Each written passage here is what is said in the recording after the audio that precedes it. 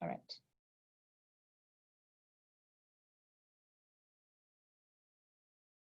Good afternoon, everyone, and welcome to our meeting. Like all the other days, we will be using 30 minutes today to share some ideas. In case you have a question, feel free to put up your hand or make use of the chat.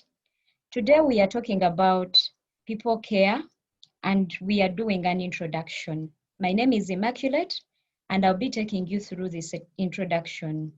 But first, I want to thank or congratulate all of us that actively participated in child protection, child well-being, project planning and design, as well as the recent one that we've just completed, financial accountability module.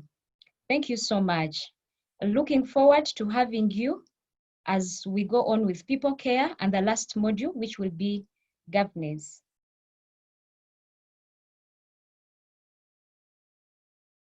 Yes, today we are going to be talking about people care.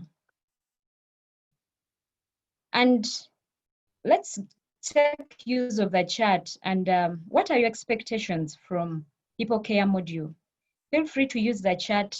We have just 2 minutes to share what our expectations are from this module. I know that we've done sharing about the different aims of the module through the use of doodlies that we've been sending out.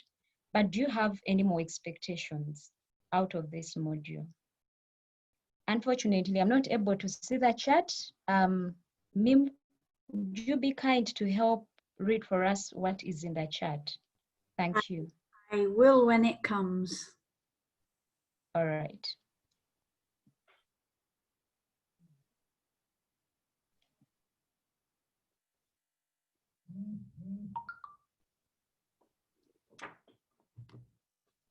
All right. Or you can actually put up your hand in case you want to participate. Do you have any expectations from this module?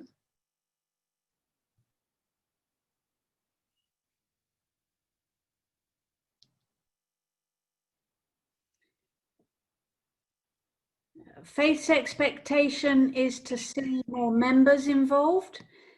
We do have Jane with us, or we did. Looks like she's getting bumped in and out. And normally St. Paul's Chabando joins us.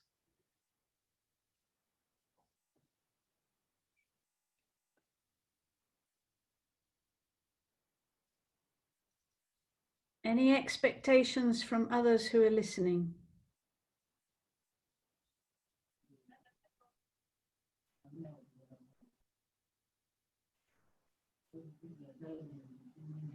All right, we can keep the expectations coming in. I see some lighting in the chat. I don't know if those are contributions from people. Looking after employees, physically, emotionally, and spiritually. Okay, okay. Looking after employees, having more people join. Spiritually. Okay. All right, let more expectations keep coming in using the chat. But let's talk about people care. And our entry point for people care is the belief that people are the greatest resource. To work, we know that we should ensure a good quality of life for our staff and volunteers and aim to do our best for them. This is because we know that people are central to the success of every organization. And therefore, we should commit to the good principles of people care. So while we go about this unit, we will find a number of things. We will find, for example, biblical references that throw light on the area of work we are considering, but we'll also find relevant national and international standards which are recognized by both donors and agents supporting children at risk. Now, we recognize that these are good standards in as far as they reflect godly standards in ensuring that people are cared after. So what is God's heart for people care? This is one of the DNA of QIS. And for starters, being guided by godly standards, I think it would be a good point to start with. So what is God's heart for people care? Now, at the foundation of Christian approach to people care within any organization is the care that God shows to each of us as his children. And we know that he expects us to show this to other people. People care is not just something that our leaders or managers within the different institutions have to do, but we know that it is everyone's responsibility. And a good point for us to start from is reflecting on Psalm 23. I'd love a volunteer to help us read for us Psalm 23 to get some light on how God cares for people and how we should be caring for people. Helen, would you love to help us read Psalm 23, please? Yes, please. I'm reading from the NIV Bible, a Psalm of David. The Lord is my shepherd, I shall not be in want. He makes me lie down in green pastures. He leads me beside quiet waters. He restores my soul. He guides me in paths of righteousness for his name's sake. Even though I walk through the valley of the shadow of death, I will fear no evil, for you are with me. Your rod and your staff, they comfort me. You prepare a table before me in the presence of my enemies. You anoint my head with oil, my cup overflows. Surely goodness and love will follow me all the days of my life, and I will dwell in the house of the Lord Thank you forever. so much, Helen. The word of God. Thank you. Yes, like I said, Psalm 23 is a good one for us, giving us good lessons in when we think about people care. How is God relating to his people? And they are telling us he's a shepherd. So he provides for our needs. He makes sure we rest. He guides us and gives leadership so we go the right way. He protects us from harm. He rewards us and he gives us security. There are many other principles that the Bible gives in relation to how to care for people in specific contexts of work. Now, I don't know if any of us have any more additions that we can add from your Bible knowledge, maybe examples from the Bible. It could be God himself or leaders within the Bible and what they teach us about working with the greatest resource that we have in our institution to achieve organizational goals and objectives. If you have any of such an example, feel free to put up your hand or make your contribution in the chat about those people. And I mean, let's just share. I think one that comes to my mind immediately is in some of the New Testament letters. It tells the masters how to treat their workers and to treat them kindly and generously, and not to lord it over them. Thank you, Mim. That's a good one for us to take in. Humphrey has making good reflections. Humphrey? Humphrey, please. Yeah. Yes, thank you very much. I also, what comes in my mind, especially in the New Testament, is Jesus and his disciples. And one of the outstanding lessons that we get from there is to know that actually Jesus knew each one of them and he knew their strength. And therefore, even whenever he had a task or deploying them, he knew who would do something better. That's why we had somebody who is carrying the bag of, who you can maybe call the part of the senior management team, and those that he would go with to pray like that. So he was a good example of, a good and effective manager. Thank you. There is something about delegation. There is something about knowing the ability of the people that you're working with and proper location of duties. Thank you. I don't know if I have someone else sharing in the chat or whose hands are up. Not at the moment. Well, we shall go with those sharing. Not at the moment. But thank you so much for those examples. Yes, there are other examples that we can find in Matthew chapter 20, verse 25. That story that we read that God provides godly leadership. There is one about appreciation for the work that is being done. Equality for both male, for male and female. This is an aspect, that we usually talk about. Today I was in a meeting where we were talking about, in terms of government employing teachers, recruiting teachers, do they consider that while I am bringing on teachers in this school, I need to balance gender, to have men and women, an equal number within the school. So equality, but it goes beyond just gender. And then we also see that there is capacity building so that people are in position to perform well.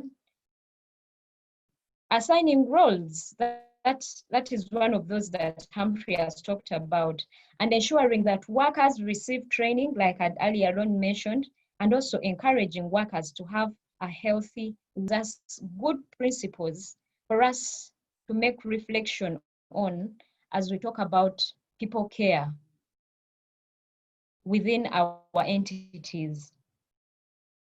Therefore, Christians working in Christian organizations, we are required to act in a godly way because God cares for us. And so we have a responsibility to care for others that we work with.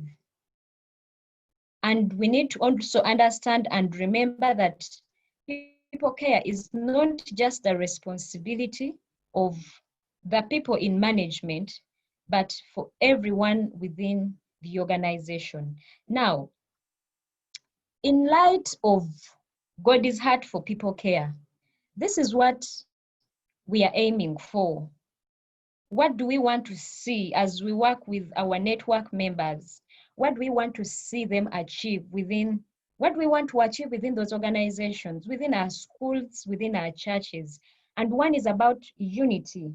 We want to see a team that works together for a goal, where there is respect for each other, where people listen to each other and support each other.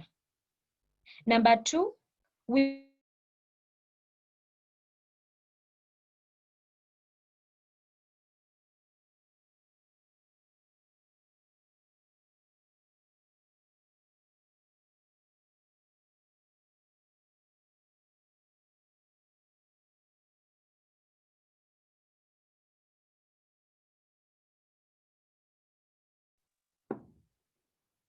I've lost sound, Imi, on number 2. I'm hoping Humphrey has talked about in his example, where everyone knows. Oh, sorry. Just go back to number 2, please. Internet has been a little unstable. But number 2, we say that number 2 is we want to see everyone feels valued, whether they are paid or non-paid. And number 3, they are expected to do and what their responsibilities are. A workplace where every worker knows who to seek from advice. And if I shall continue, a workplace where workers get some training to help them do their work as well as they can. And lastly, we want to see workplaces where workers feel they are kept safe and they are healthy while they serve. Now, we are going to be covering topics according to the aims that I have just talked about. And our first topic that we shall be talking about is about teamwork unit. And the objective is that there is teamwork, there is a culture of respect and openness, there is inclusion, which talks about fairness and transparency. Also taking in the aspect of equality. Now, our second topic will be about reward, which will address issues to do with the importance of reward for workers' motivation and the methods of appreciation, issues relating to pay and remuneration of benefits. Our third topic will be about management, considering line management, job description, and the systems in place to provide feedback to workers so that they can become better personnel in serving the organization vision. And then our fourth topic will be about training. Training will take into aspects of when the worker has just been recruited, what sort of training do we offer to our workers, the ongoing trainings, how do we build the capacity of our staff beyond what they know? Or actually, can we be in position to identify the skills, the gaps in their skill? Or are there gaps within our organization? And how can we build the capacity of the available staff to ensure that they are better placed to serve in the positions that they are in? And lastly, we will be talking about health and safety, the psalm that we first read, Psalm 23. Be aware and very mindful about our security. He gives us security according to verse 6. And therefore, our last topic will be about health and safety. It will take into account issues about risk management, the health and safety requirements within the organization, especially in light of COVID-19 right now. I know that some of us might have policies, human resource policies, but what are we doing? Are we doing any form of assessment right now to make inclusion of what is in the new normal, the current risks, and how do we include these in our policies, in our risk assessment procedure? And then we have local good practices or issues, stress management. I mean, so many other aspects that we will be looking into when we talk about health and safety. So I welcome you to actually come and get on board as we start the journey of people care. We are going to be, yes, before we have done so far videos, I think today was our last sharing of videos, helping us to understand the aims. And I would love to ask all of us to respond by sending in the appropriate personnel to come and attend or be a part of this series that we are going to be sharing.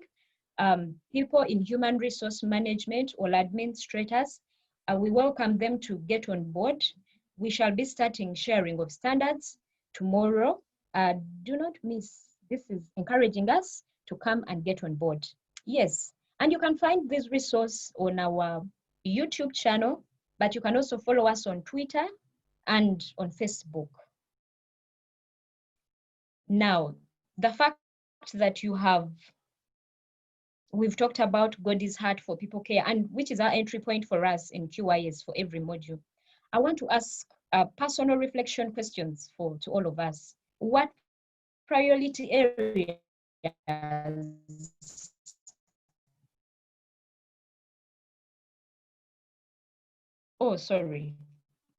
what priority areas would you love to improve on when you think about people care and your organization and the topics that we have improve on?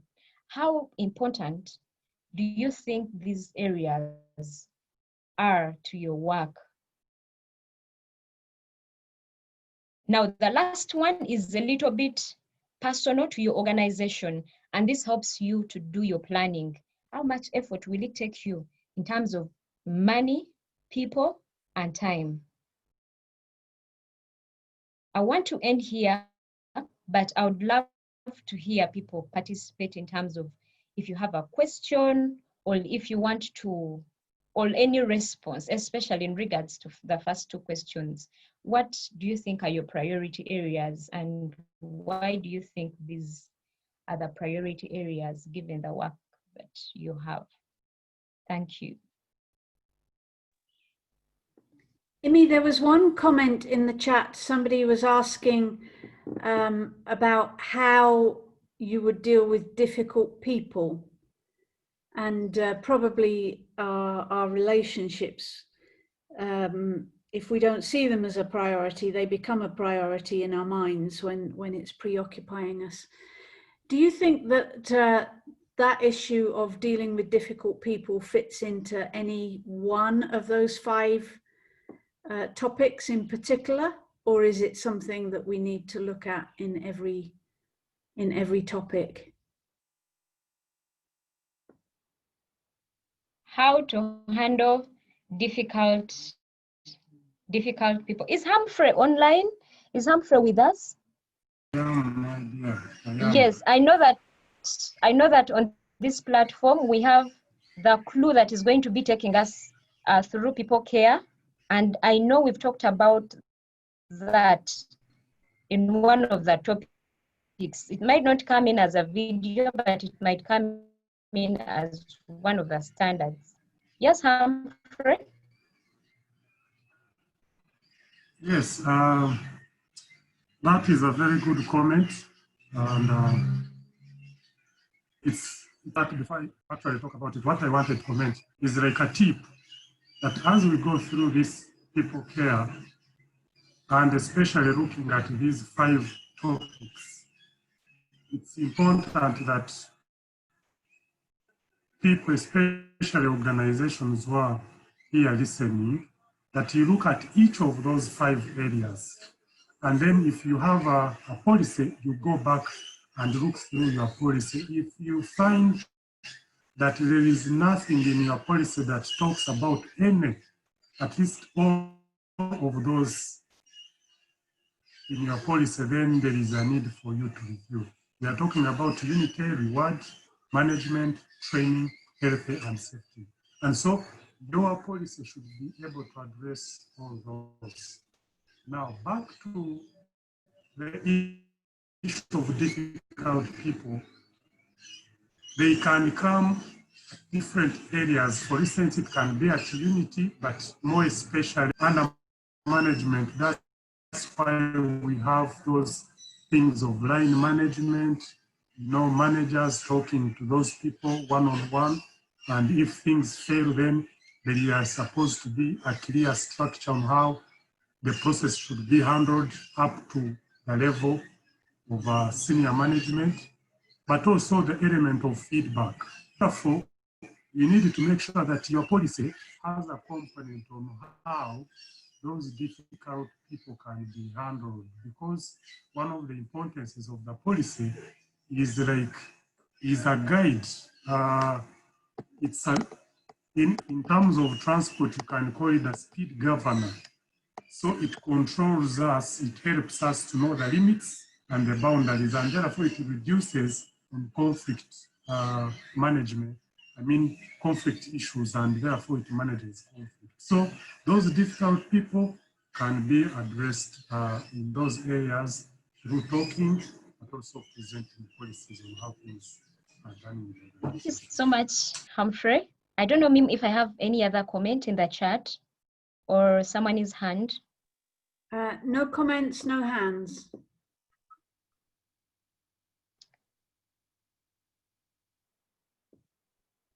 I want to say thank you so much for your time. And once again, I welcome you to this journey of people care. God bless you.